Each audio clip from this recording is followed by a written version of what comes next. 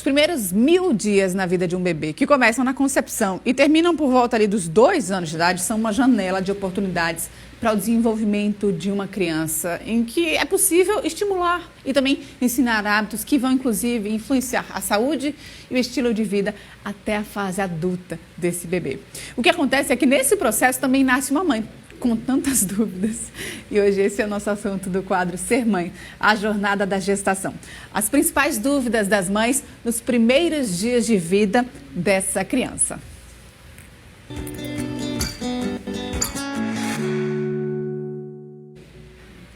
Eu vou olhar para onde? Ao deixar o corpo da mamãe, o bebê passa por tantas adaptações. Ele começa a respirar por seus próprios pulmões. Ele vai estabilizando sua circulação sanguínea e se habituando também às diferenças de pressão, por exemplo, entre o interior do útero e aqui, o ambiente externo. Além disso, gente, dessas adaptações do bebê, tem também o aprendizado e a adaptação dos pais. E para esse papel, informação e orientação nunca são demais. Sobre isso que a gente conversa agora com a doutora Luíse Dantas, pediatra. Doutora, muito obrigada pela participação, seja bem-vinda. Olha, eu estou falando por experiência própria, essas dúvidas não param de surgir.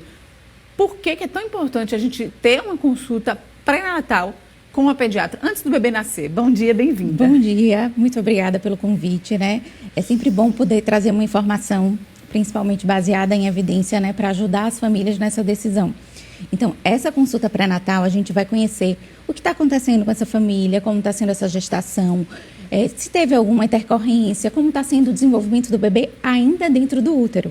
Que é por isso que a gente fala tanto desses 1000 dias, né? O que acontece dentro do útero vai refletir nos cuidados e no desenvolvimento desse bebê ao longo da vida. Então, já o que acontece ali na gestação, a gente precisa saber. Então, às vezes, tem um diabetes gestacional, uma hipertensão, uma alteração de tireoide, alguma outra doença, uma patologia que a gente precisa ter um olhar diferenciado, né?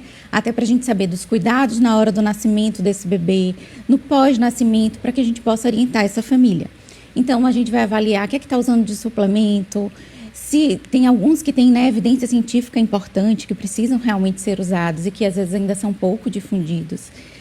Se ela está tendo, né, algum outro probleminha que precisa de intervenção ali naquela gestação, às vezes a gente já cansei de fazer até diagnóstico de diabetes gestacional na consulta pré-natal. Imagine que já estava, né, avançada e a gente não tinha esse diagnóstico. Porque vão atualizando, né, essas diretrizes e a gente precisa sempre estar pronto para intervir. Aí, além dessa parte da gente avaliar como está sendo toda a gestação, a gente vai muito alinhar as expectativas da família, porque eu falo que essas vezes é o nosso principal papel, né?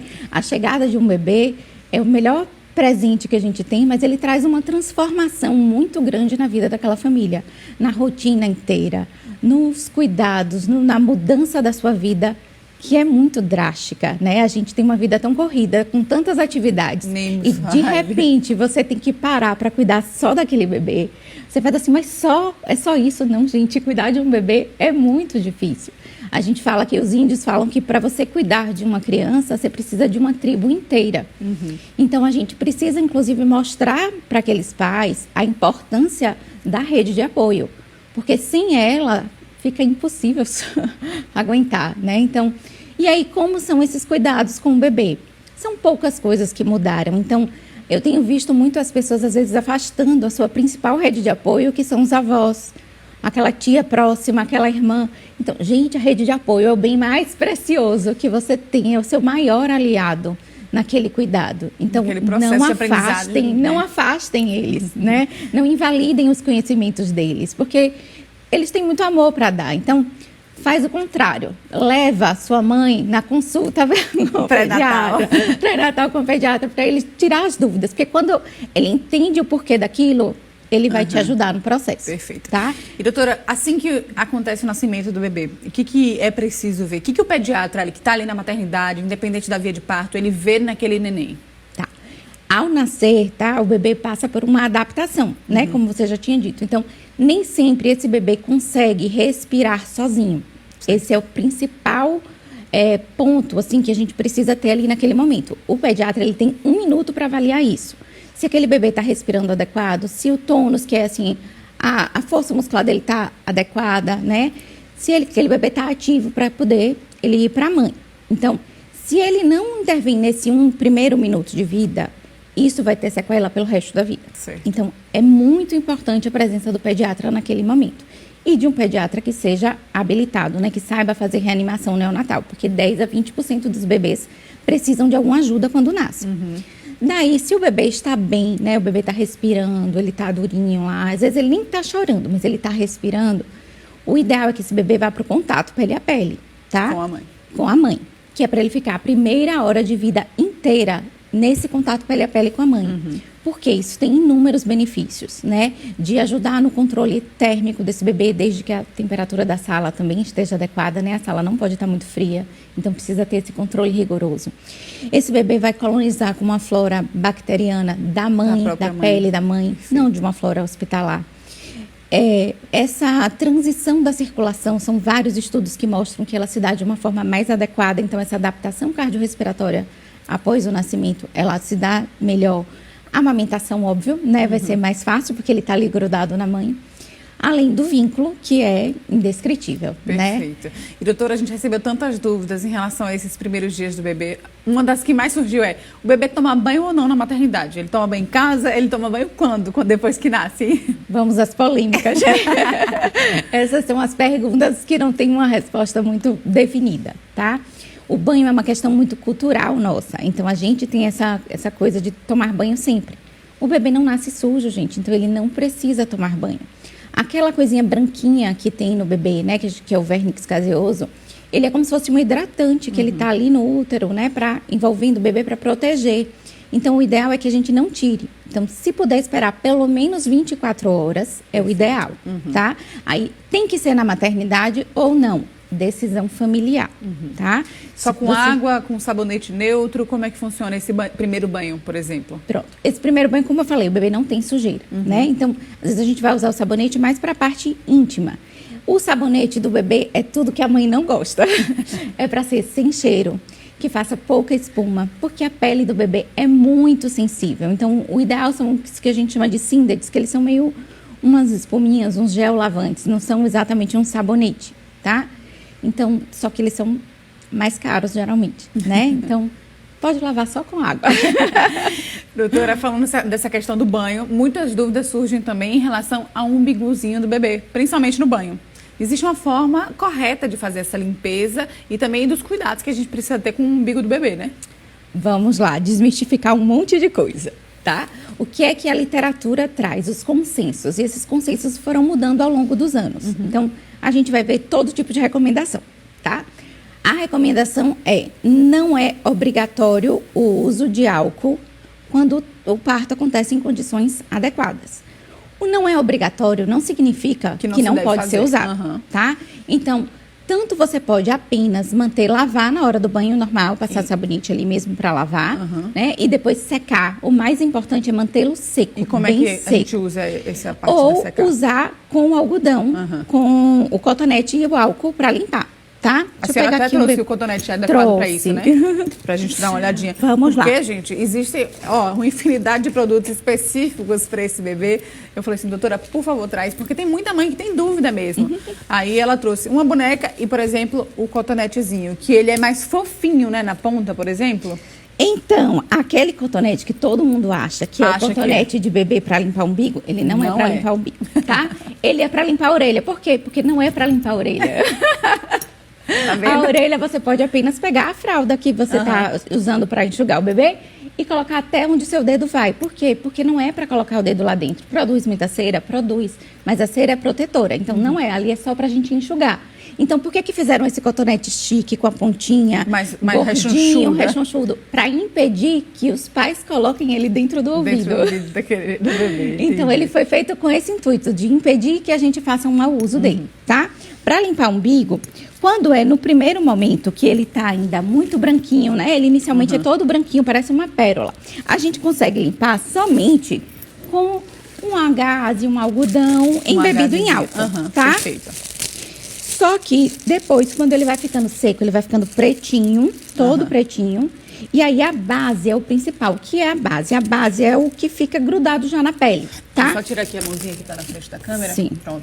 Aí fica A melhor base pra é a gente parte mostrar. do umbigo que já está aqui bem grudadinha na pele. Então, para a gente conseguir limpar, a gente precisa, às vezes, segurar o umbigo para um lado e para o outro, para colocar esse cotonete comum, tá? Aham. Com álcool 70. Certo. Ou, daquelas famílias que preferirem, elas vão tão somente secar mesmo. Secar com a toalha aqui, esse umbigo, e deixar ele sempre assim, ó, para fora da fralda, tá? O umbigo não pode ficar dentro da fralda. Por quê? Porque às vezes o bebê vai fazer xixi e aquele xixi vai ficar molhando o umbigo. Perfeito. Então, o umbigo a gente sempre coloca para fora da fralda. E a gente sempre troca a fralda antes do bebê mamar. Por quê? Porque se você deixa para trocar depois que ele mamou, que ele tá de barriguinha cheia, na hora que a gente levanta, mesmo com movimento suave, né? Esse quadril, essas pernas, a gente acaba aumentando a pressão dentro do estômago e facilita com que aquele bebê regurgite. A famosa gofada, né? Então, esse umbiguinho, ó, a gente vai pegar, molhar aqui com álcool. O álcool tá difícil de encontrar na farmácia, porque tem uma normativa, né, que ele saiu de circulação, mas na maternidade geralmente entregam. E aí você vai limpar aqui a base mesmo, tá? Perfeito. Segurando essa partezinha que vai estar solta. Não tenham medo, gente. O umbigo não tem nervação nervosa. Então não dói no não bebê, dói. né? Ah, mas ele chora. Chora. Por quê? Porque tá gelado. Porque O bebê tá tá ali incomodado, todo é. quentinho, né? A gente tá indo com uma coisa gelada. Ele chora, às vezes, até só da gente segurar. E, principalmente, eu acho que essa é a frase. Se eu puder dizer uma frase para as mães, não tenham medo de choro. O choro é a comunicação do bebê. Ele quer te dizer que alguma coisa está acontecendo. Às vezes, ele só quer colo, ele quer mamar, ele quer avisar que a fralda tá suja. Então, para tudo, o bebê precisa chorar. O choro é a principal forma de comunicação. Perfeito. E as mães ficam em pânico porque o bebê está chorando. Não, calma. Você vai conhecer com o tempo o que é que aquele choro significa. Cada choro tem um tipo de informação que o bebê quer trazer. Tem vários vídeos na internet explicando sobre esses choros. Gente, não adianta. Não tem manual de instrução. Cada bebê é um, cada mãe é outra também. né? Exatamente. Só observando o seu filho é que você vai conseguir realmente saber o que é aquele choro dele. Perfeito. Doutora, a gente tem um tempo mais curto e eu tenho duas dúvidas importantes aqui dos nossos Certo. telespectadores. A primeira é, pode usar creme e perfume na pele do bebê recém-nascido? Não. Tá? Tem muita mãe que, olha, a tocha de lavanda, né? Perfume de jeito nenhum. Primeiro, eles têm um cheiro delicioso. E a pele deles é muito sensível. Então, tudo pode causar reação. Então, perfume, não. Hidratante específico de bebê, ele já deve ser usado desde a primeira semana de vida, tá? Essa é uma das poucas coisas que também mudaram.